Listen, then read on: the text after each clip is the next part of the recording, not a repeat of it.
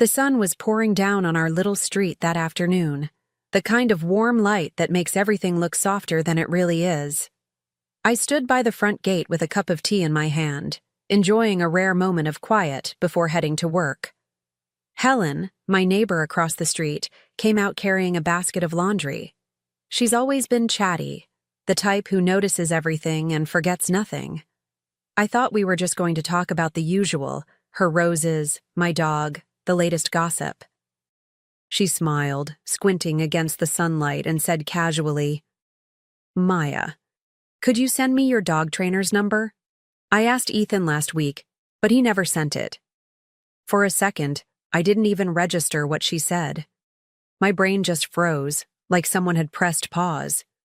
Dog trainer? My fingers tightened around the cup, and I felt the heat sting my skin, but I didn't move. Because here's the thing. We've never had a dog trainer. Not once. Thor, our golden retriever, is practically my child. I trained him myself. Every command, every trick, every moment of patience at midnight when he wouldn't stop whining. So when Helen's words sank in, I felt something hot and ugly rise in me. I forced a polite smile, but inside, I was already burning. I tilted my head, pretending not to be fazed, though my stomach had already begun its uneasy churn. "Oh, the trainer?" I forced a laugh, the kind that doesn't quite reach your eyes. "She's actually just a vet student. She checks on Thor when I'm not around." The lie tumbled out smoother than I expected, as if some part of me had been rehearsing it all along. Helen's eyebrows shot up. "Really? Because I see her every Tuesday and Friday, right around the afternoon. She always looks, well, very put together for a dog trainer." Her tone was light, but her eyes searched mine, like she was testing the waters. I nodded quickly, clutching my tea a little too tightly. My hands must have looked calm, but inside I felt like I was gripping shards of glass. I told her I'd pass along the number later, thanked her for the chat, and walked back into the house with a smile plastered on my face. The door clicked shut behind me, and just like that, the facade cracked.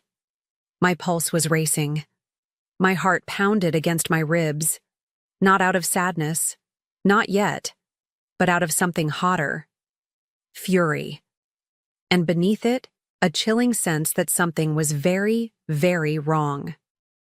I set the cup down on the counter, staring at the window as if it might give me answers. My reflection looked back at me, composed, lips curved into a faint smile. But inside, my thoughts were unraveling faster than I could catch them. A dog trainer? On Tuesdays and Fridays? Those just happened to be the only days I wasn't home. It was too perfect to be a coincidence, and I knew it. For weeks, Ethan had been so insistent that I go into the office instead of working from home, even when I said I could easily finish things remotely. He called it good for my focus. I had brushed it off, trusting him, never questioning his motives. Now, with Helen's words echoing in my head, that trust felt like sand slipping through my fingers. Still, I couldn't let anyone, least of all Helen, see me crack. So I held my head high, thanked her again, and went inside as if nothing had happened.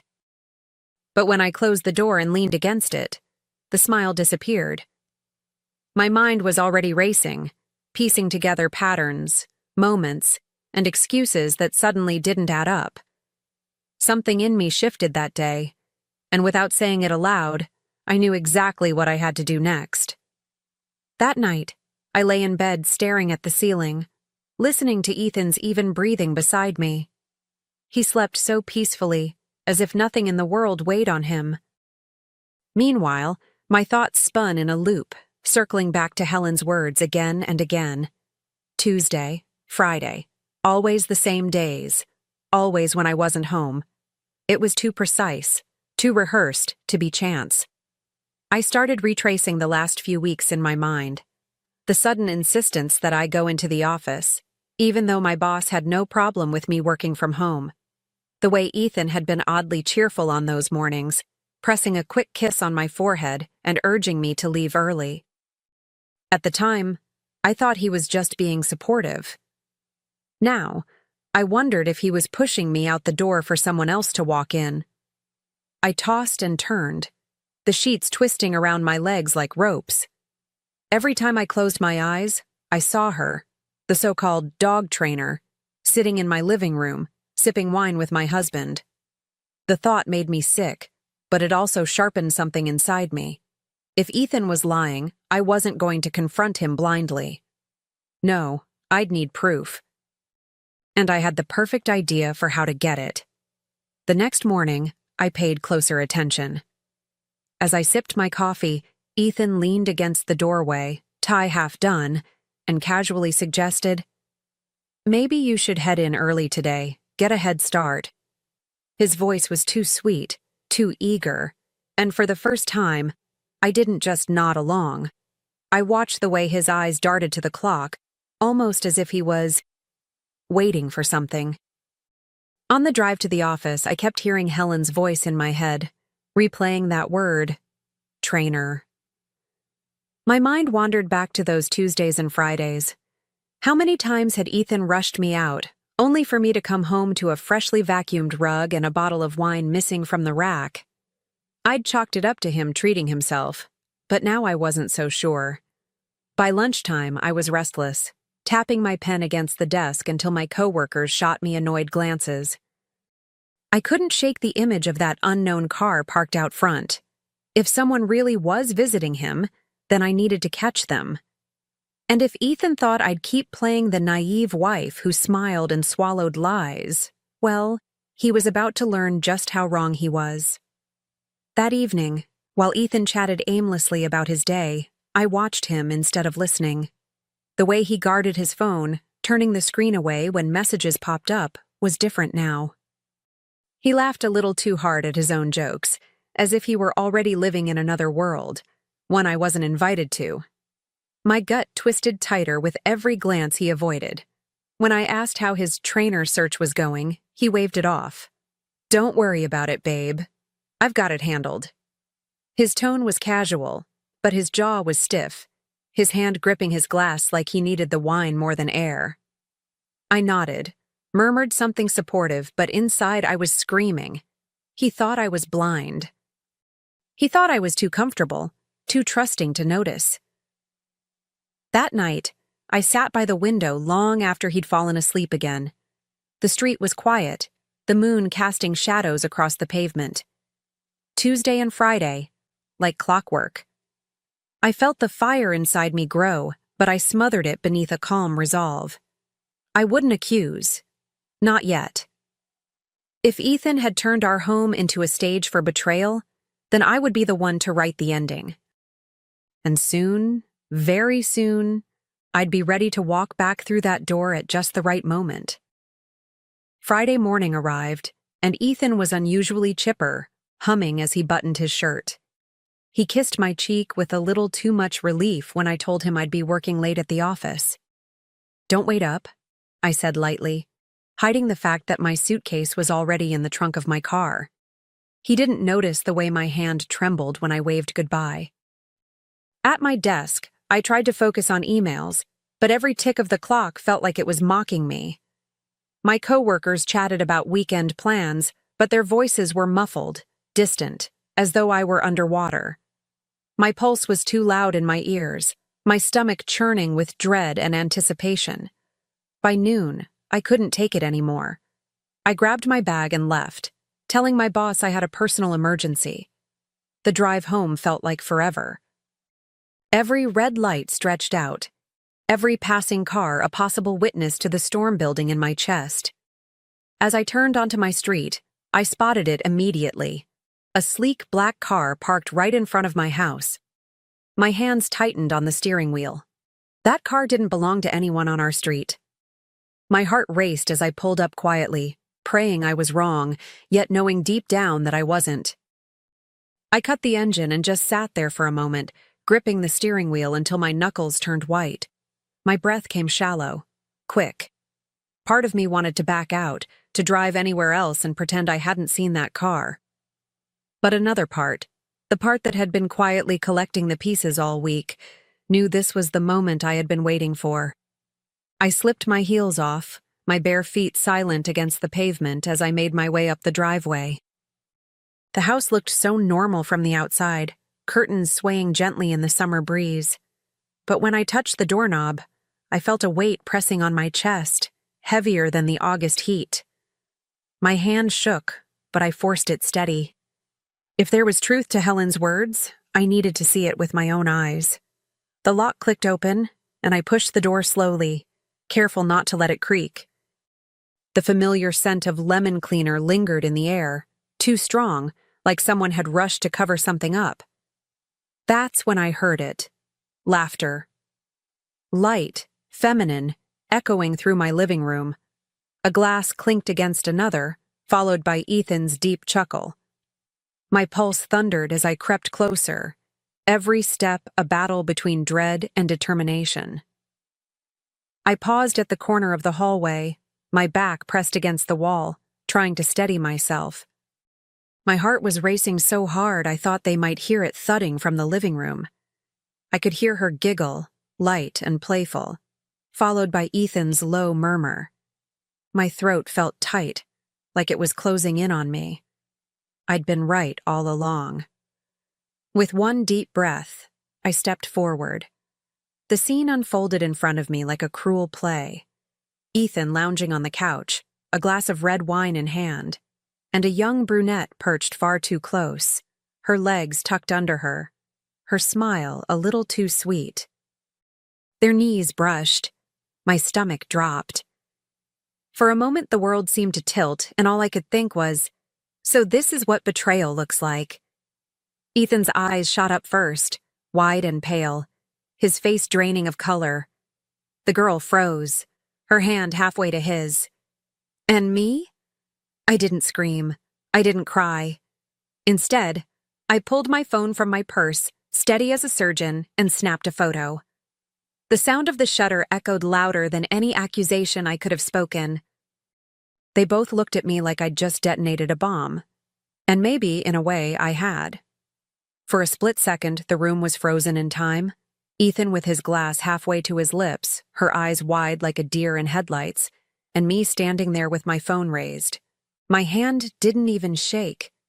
I clicked once more, letting the flash slice through the room like a knife. It wasn't just a photo. It was my insurance, my shield, my weapon. Ethan finally scrambled to his feet, muttering something about explanations, about how it wasn't what it looked like. His voice cracked, desperate, and it almost would have been pitiful if it weren't so insulting. The girl shifted uncomfortably, setting her glass down with a clink that felt like punctuation at the end of a sentence I hadn't wanted to hear. I took a step back, my voice calm, eerily calm. Don't stop on my account. The camera caught enough. The words seemed to slice through the air sharper than any scream could. Ethan's mouth opened, then closed, like he was gasping for oxygen. And in that moment, I realized I held the power now. They had written this story in secret, but I was about to choose how it ended. Ethan's face turned a blotchy shade of red, his hands fluttering as if trying to physically catch his excuses before they crumbled in the air. "Maya, wait. This isn't what you think," he stammered, his voice trembling between guilt and panic. I tilted my head, studying him the way I used to study Thor when he tried to sneak food off the counter.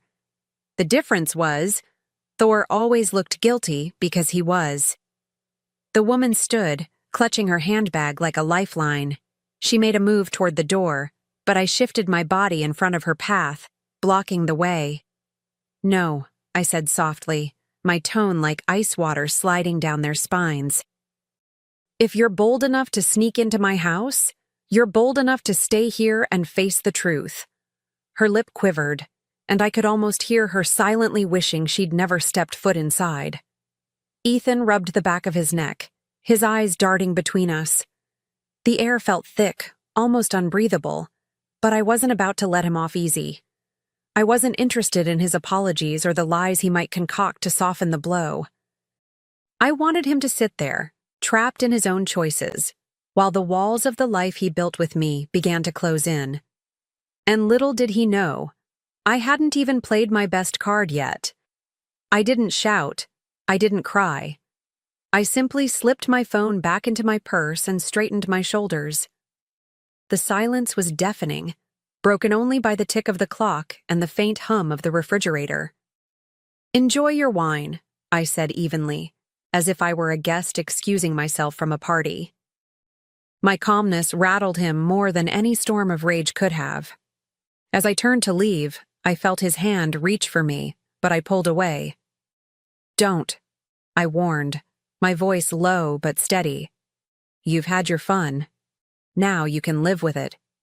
He froze, his mouth opening to argue, but no sound came out. She stood behind him, eyes glossy, fingers twisting around her necklace, clearly realizing she wasn't just a secret anymore. She was evidence. I walked out the door, the evening sun hitting my face like a spotlight. My hands were trembling again, but this time, it wasn't from fear. It was from anticipation. I already knew what I had to do. And when the sun went down that night, Ethan would see exactly what it feels like to be blindsided. That night, I didn't raise my voice. I didn't even bother with questions, because the answers no longer mattered. While Ethan sat at the table, pretending to scroll through his phone, I placed a manila envelope in front of him. He looked at it, confused, until I slid it closer. The divorce papers, crisp and undeniable, stared back at him. He blinked, his mouth parting like he was about to laugh, or cry, or beg. "Maya, wait. You don't understand." I finally let my eyes meet his, but there was no softness left in me, no space for excuses. "I understand perfectly," I whispered, steadying my voice. "I trained Thor. You trained me never to trust you again." The silence that followed was thicker than any argument. Later, I sat at the edge of the bed, my suitcase open beside me, folding clothes with a calm I didn't recognize as my own. Thor curled up at my feet, resting his head on my knee, as if he already knew we were leaving. My phone buzzed with new messages, Ethan's family, his friends, all seeing the photos I had sent. I didn't even need to open them to know the storm that was brewing. But the real question was, what kind of life was I about to step into now? The fallout was swift. By the next morning, Ethan's phone wouldn't stop buzzing, but I didn't care to answer for him anymore. His sister's voice echoed through the hallway, sharp and furious, while his mother's texts poured in, filled with disappointment and disbelief. For once, they weren't questioning me. They were questioning him. The man who had always hidden behind charm and easy smiles suddenly had nowhere to hide. Thor and I slipped out quietly that weekend, leaving behind the house that no longer felt like home. I took what was mine, the things I had bought, the memories worth saving, and of course, my loyal dog who followed me without hesitation. The silence in my new apartment was different from the one I'd felt in our house. It wasn't heavy with suspicion. It was clean, calm, almost liberating. I spent my days working from the small desk by the window, the sunlight spilling across my laptop, Thor snoring softly at my feet. My evenings were my own again. I cooked what I wanted, watched the shows I loved, and learned how peaceful life could be when you're no longer waiting for lies. But the strangest part wasn't the quiet. It was how quickly freedom started to feel like home. And yet, there was still one more thing I had to do before I could truly close that chapter. The following week, I put on my favorite dress. Nothing flashy, just something that made me feel like myself again. Thor's leash dangled from my wrist as we walked down the street, the late afternoon sun painting everything in amber. I could feel my neighbor's eyes on me before I even looked up. Helen stood by her gate, folding laundry, just as she had that day when everything began to unravel. She gave me a small, sympathetic nod, the kind only another woman who's seen too much can give. I smiled back, faint but certain, like a promise whispered only to myself. Thor pressed against my leg, his tail swishing gently, grounding me in the present. For the first time in weeks, my chest didn't ache. The air felt lighter, fresher, almost as though the house itself had exhaled after holding its breath too long. I turned to Helen, pausing just long enough to let the quiet stretch between us. "No more trainers," I said softly, almost amused by my own words. "Just us." She tilted her head, as if she understood everything without me having to explain a single detail.